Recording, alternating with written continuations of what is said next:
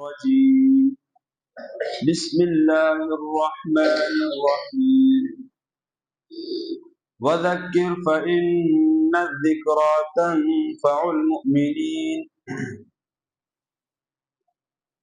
صدق الله العظيم وقال النبي صلى الله عليه وسلم إن في الجسد مضغة إذا صلحت صلح الجسد كله وَإِذَا فَسَدَتْ فَسَدَ الْجَسَدُ كُلُّهُ أَلَا وَهِيَ الْقَلْبُ أو كما قال صلى الله عليه وسلم اللهم صل على سيدنا محمد النبي الأمي وعلى آله وأصحابه وسلم اللهم صل على سيدنا محمد وعلى آل سيدنا محمد وبارك وسلم. میرے محترم بزرگوں بھائی دوست، اللہ کے نبی صلی اللہ تعالی علیہ وسلم کا یہ فرمان مبارک ہے کہ انسان کے جسم میں ایک لوتھڑا ہے، ایک ٹکڑا ہے. فرمائے کہ اگر وہ درست رہے تو سارا جسم درست رہتا ہے، اور اگر اس میں بگاڑ آ جائے، اس میں خرابی پیدا ہو جائے تو سارا جسم خراب ہو جاتا ہے. آپ نے فرمایا وہ ٹکڑا، وہ لوتھڑا، وہ دل ہے. دل ہی ہے جس کے اصلاح سے جسم کی اصلاح رہتی ہے، اور جس کے فاسد ہو جانے سے، خراب ہو جانے سے جسم سارا کا سارا خراب ہو جاتا ہے. ایک تو دل کا ایک ظاہری تعلق جسم کے ساتھ اتنا گہرا ہے کہ انسان کی پیدائش سے لے کر یہ کام کرنا شروع کر دیتا ہے، بلکہ انسان کے دنیا میں آنے سے پہلے ہی یہ اپنا کام شروع کر دیتا ہے، اور موت تک یہ اپنے کام میں لگا رہتا ہے. دل اللہ تبارک و تعالی کا ایک عجیب شاہکار ہے انسان کے جسم کے اندر. ابھی دنیا میں انسان نہیں آیا، دل نے اپنا عمل شروع کر دیا، اور پھر دنیا میں آنے کے بعد موت تک ایک سیکنڈ کے لیے آرام نہیں کرتا. آپ اندازہ کریں کیسے اللہ کی قدرت کی شاہکار کہ جسم کے دوسرے اعضاء کسی نہ کسی درجے میں آرام کر لیتے ہیں. آدمی سویا ہوا ہے، زبان آرام میں ہے، دماغ آرام میں ہے، آنکھیں کان آرام میں ہے، ہاتھ پاؤں آرام میں ہے، لیکن دل کو اس وقت بھی آرام نہیں.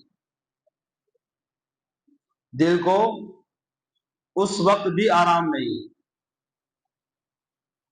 اس وقت بھی یہ اپنا عمل کر رہا ہوتا ہے. تحقیق کرنے والوں نے بتایا کہ 1 منٹ میں 72 مرتبہ دھڑکتا ہے. 60 سیکنڈوں میں 72 مرتبہ. جب سے بنایا ہے اللہ نے آج تک کتنی بار دھڑکا ہم شمار نہیں کر سکتے. ہر وقت دھڑکتا جا رہا ہے، اپنے عمل کے اندر مسلسل مصروف ہے. اور دل صحت مند ہے، بظاہر تو جسم صحت مند ہے. دل کے اندر اس کی دھڑکن میں کمی آ گئی، انسان موت کے منہ میں چلے جاتا ہے، انسان حی سے میت بن جاتا ہے، زندہ سے مردہ بن جاتا ہے.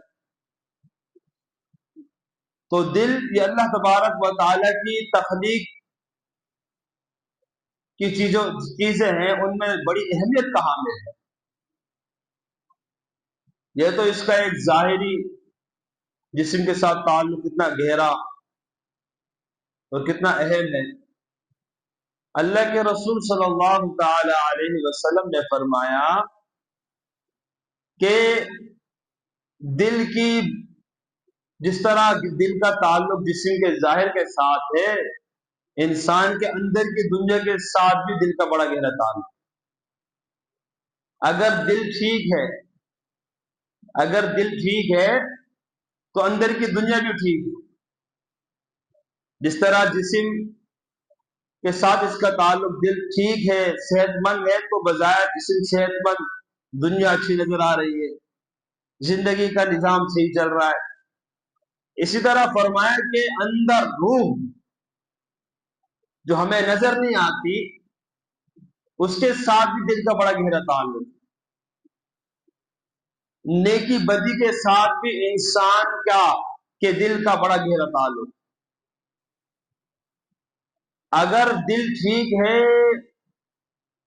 تو اس کے اندر آنے والے خیالات وہ بھی ٹھیک ہوں گے، اگر دل خراب ہے تو اس کے اندر آنے والے خیالات بھی خراب ہوں گے،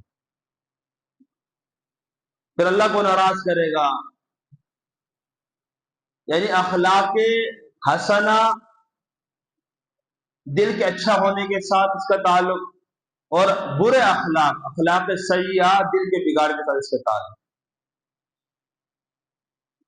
تو فرمایا کہ دل کا جس سے ظاہر کے ساتھ تعلق، پیارے آقا نے فرمایا اسی طریقے سے باطن کے ساتھ بھی اس کا تعلق۔ اگر دل ٹھیک ہے فرمایا سارا جسم ٹھیک، اگر دل خراب ہو جائے تو سارا جسم خراب ہو جائے۔ ایک تو ہے نماز، ہمارے جسم کے ساتھ اس کا تعلق۔ اللہ تبارک و تعالیٰ نے ہمیں نماز جیسا جو فریضہ دیا ہے، اس کا ہمارے ظاہر کے ساتھ بھی تعلق، باطن کے ساتھ بھی تعلق۔ ظاہر کے ساتھ کیا تعلق؟ جسم سے یہ عمل ہوتا ہے، بظاہر اللہ کے سامنے جھکا جاتا ہے، اللہ کے سامنے بندہ کھڑا ہوتا ہے، اللہ کی حمد و ثنا بیان کرتا ہے، رکوع کرتا ہے، سجدہ کرتا ہے، اللہ کی تسبیح تحمید میں مصروف رہتا ہے۔ اور باطن کے ساتھ کیا تعلق ہے؟ اللہ کو بندے کا اخلاص مطلوب ہے کہ نماز صرف میری رضا کے لیے ہو۔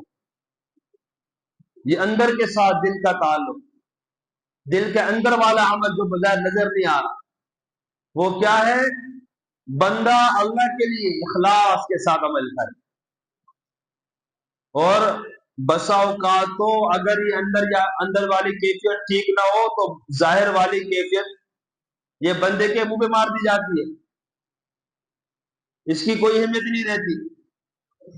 ایک بندہ زکوٰۃ دے رہا ہے، صدقہ کر رہا ہے، خیرات کر رہا ہے، لیکن اندر کا معاملہ ٹھیک نہیں، اللہ کی رضا پیش نظر نہیں ہے، ریاکاری مطلوب ہے، لوگوں میں میری واہ واہ ہو، تو اس کی صدقہ خیرات کی، اس کی اس نیک عمل کی اللہ کے ہاں ذرے برابر قدر نہیں۔